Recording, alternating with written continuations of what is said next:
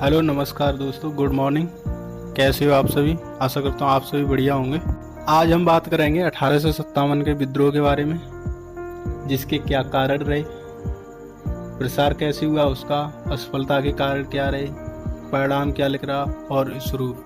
आज सभी के बारे में बात करेंगे। तो सबसे पहले 1857 के विद्रोह के कारण क्या रहे जान लेते हैं। तो नंबर फर्स्ट इसमें कारण रहा है वो राजनीतिक प्रशासनिक कारण था। इसमें देखते हैं आगे। ब्रिटिश शासन की विदेशी प्रकृति ने भारतीयों को असंतुष्ट कर दिया। वस्तुतः अंग्रेज द्वारा भारत में सदैव विदेशी रहे और प्रजातियों श्रेष्ठता ने नशे में चूर रहे, अतः भारतीयों के साथ भेदभाव करते रहे, जो भारतीय असंतोष का कारण बने। अगला नंबर है डलहौजी के द्वारा बड़ी संख्या में राज्यों को मिलाया गया। उसकी हड़प नीति से अनेक शासक असंतुष्ट रहे और अंततः जब अवध को कुशासन के आरोप में अंग्रेजी राज्य में मिलाया गया तो असंतोष तीव्र हुआ। वस्तुतः कंपनी की सेना में बड़ी संख्या में अवध के सिपाही थे और इस विलय से सिपाहियों के परिवार का कष्ट बढ़ा। दरअसल सिपाही भी किसान का बेटा था और कृषक असंतोष की परछाई उस पर भी पड़ती थी। इस दृष्टि से यह वर्दीधारी कृषकों का भी विद्रोह था। आगे देखते हैं आर्थिक कारण। ब्रिटिश आर्थिक नीति ने भारतीय अर्थव्यवस्था के परंपरागत ढांचे का विकास कर दिया, अतः कृषि उद्योग एवं गांवों पर उसका प्रतिकूल प्रभाव पड़ा। अधिकतम लगान राशि के कारण किसानों का निर्धनीकरण हुआ, हस्तशिल्प उद्योगों का पतन हुआ, नगदी फसलों की बाध्यकारी कृषि से खाद्यान्न की कमी हुई, अकाल की बारंबारता बढ़ी, अतः जन असंतोष बढ़ा। आगे देखते हैं सामाजिक सांस्कृतिक कारण। अंग्रेजों ने भारतीय संस्कृति को निम्न बताया और ईसाईकरण पर बल दिया गया। साथ ही कानून के माध्यम से भारतीयों के सामाजिक धार्मिक मामलों में हस्तक्षेप किया, जैसे सती प्रथा निरोधक कानून, धार्मिक अयोग्य अधिनियम, विधवा पुनर्विवाह अधिनियम बनाया, जिसे भारतीयों ने अपने संस्कृति में हस्तक्षेप माना, अतः असंतोष बढ़ा। चौथा नंबर देखते हैं इसमें सैनिक कारण। भारतीय सिपाहियों के वेतन भत्ते एवं पदोन्नति में अंग्रेजों द्वारा भेदभाव किया जाता था, तो साथ ही सिपाहियों को जाति धार्मिक पहचान संबंधित चिन्हों के धारण करने से रोका गया। इतना ही नहीं, एक अधिनियम बनाकर सैनिकों को समुद्र पार जाना अनिवार्य किया। फलतः सैनिकों को अपने धार्मिक आस्थाओं पर चोट का अनुभव हुआ, अतः वे असंतुष्ट हुए। दूसरी तरफ सैनिक भी नागरिक जीवन का एक हिस्सा थे, अतः ब्रिटिश नीति से जितने भारतीय कृषक पीड़ित थे उतने ही सैनिक, अतः असंतोष स्वाभाविक था। अगला नंबर देखते हैं तात्कालिक कारण। विद्रोह का तात्कालिक कारण चर्बी वाले कारतूस के प्रयोग का मुद्दा था। वस्तुतः दमदम सैन्य छावनी से पहली बार इस कारतूस के प्रयोग की सूचना भारतीयों को मिली। इससे भारतीय सैनिकों को यह लगा कि ब्रिटिश जानबूझकर उनके धर्म को भ्रष्ट कर रहा है। अब देखते हैं प्रसार में चर्बी वाले कारतूस के प्रयोग के विरुद्ध सर्वप्रथम प्रक्रिया बंगाल के बहरामपुर छावनी के सिपाहियों ने प्रदर्शित की। उन्होंने फरवरी 1857 में ब्रिटिश अधिकारियों का आदेश मानने से इनकार कर दिया।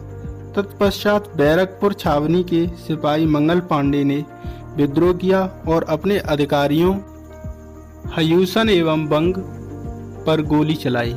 25 मार्च 1857 को चलाई थी गोली, जिसमें बंग मारा गया। विद्रोह की विधिवत शुरुआत मेरठ सैन्य छावनी से हुई।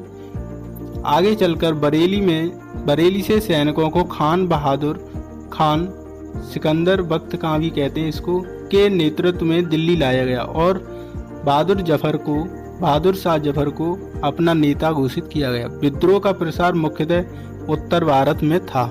अब विद्रोह कहाँ पर था और किसके अनुयायी में था? तो लखनऊ में हुआ विद्रोह, जो बेगम हजरत महल के नेतृत्व में था। कानपुर में हुआ वो नाना साहब के नेतृत्व में हुआ। आरा में हुआ वो कुंवर सिंह के नेतृत्व में। गोरखपुर में हुआ वो गजाधर सिंह के नेतृत्व में। मथुरा हुआ वो देवी सिंह के नेतृत्व में। मेरठ में हुआ वो कदम सिंह के नेतृत्व में। महाराष्ट्र में हुआ रंगोजी बापूजी के नेतृत्व में। और फैजाबाद में हुआ मौलवी अहमदुल्ला के नेतृत्व में। झांसी में हुआ लक्ष्मीबाई के नेतृत्व में। और राजस्थान में ठाकुर कौशल सिंह के नेतृत्व में। और फैजाबाद में अहमदुल्ला में हुआ। ये 1857 के विरोध करता थे। अब देखते हैं असफलता के कारण। यह 1857 का विद्रोह असफल क्यों हुआ, देखते हैं। नंबर फर्स्ट, विद्रोह का प्रसार सीमित था, अतः ब्रिटिश को दमन करने में आसानी हुई। अतः सभी भारतीयों का समर्थन विद्रोहियों को नहीं मिला। बड़ी संख्या में शासक जमींदार अंग्रेजों के पक्ष में रहे।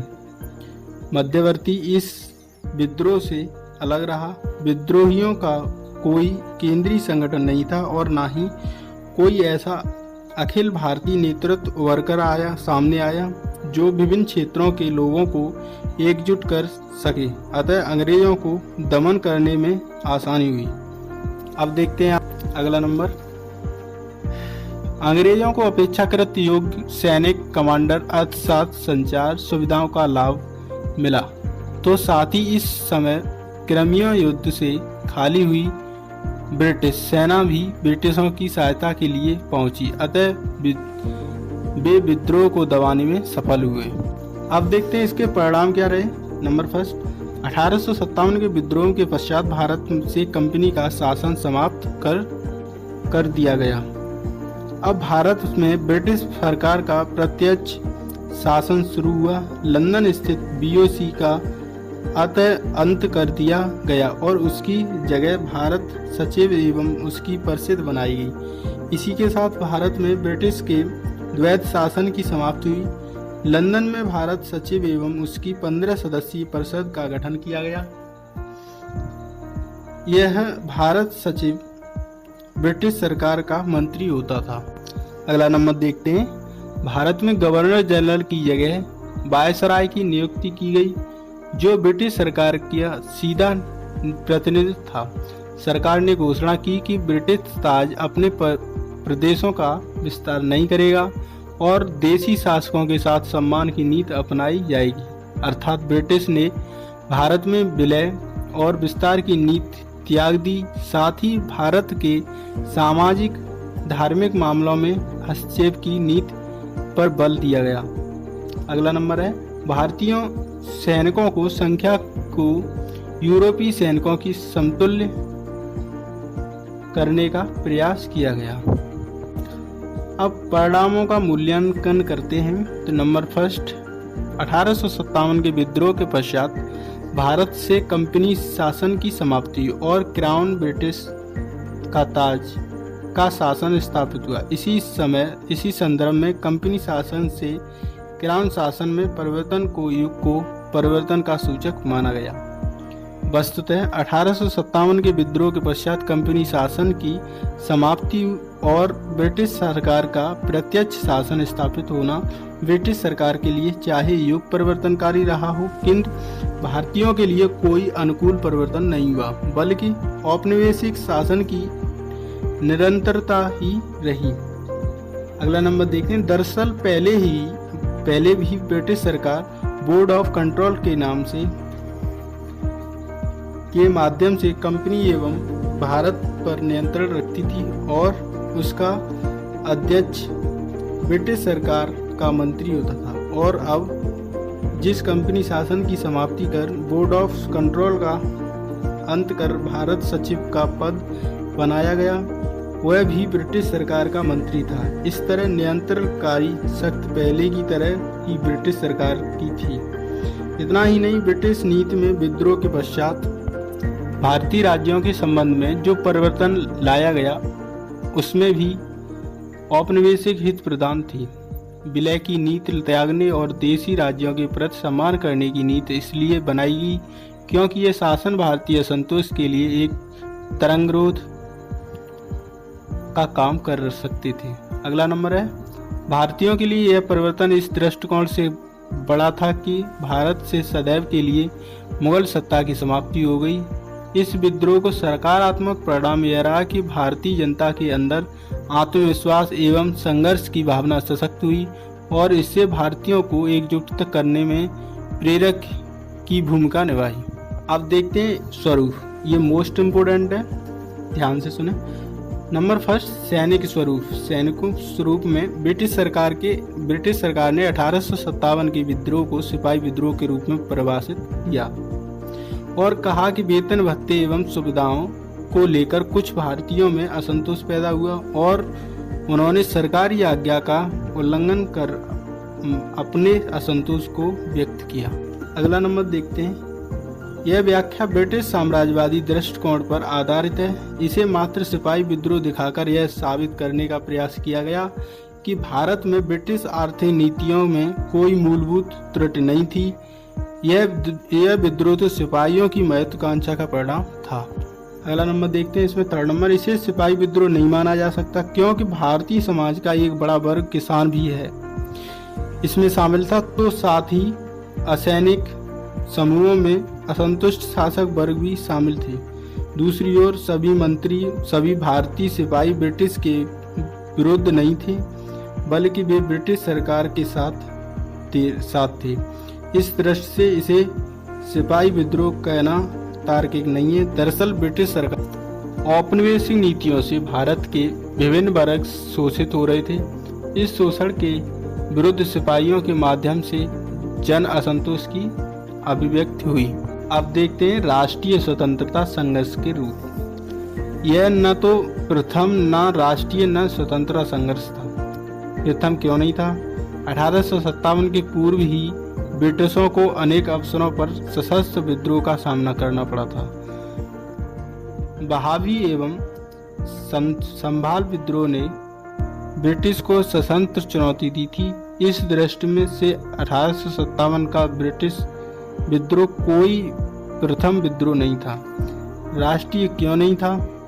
विद्रोह का प्रसार संपूर्ण भारत में नहीं था और सभी वर्गों की भागीदारी इसमें नहीं थी, बल्कि आधुनिक शिक्षा प्राप्त मध्यम वर्ग इससे अलग रहा। इतना ही नहीं, इस काल में राष्ट्रीयता की भावना भी मौजूद नहीं थी। विद्रोही अपनी अपनी समस्याओं के कारण एकजुट हुए थे।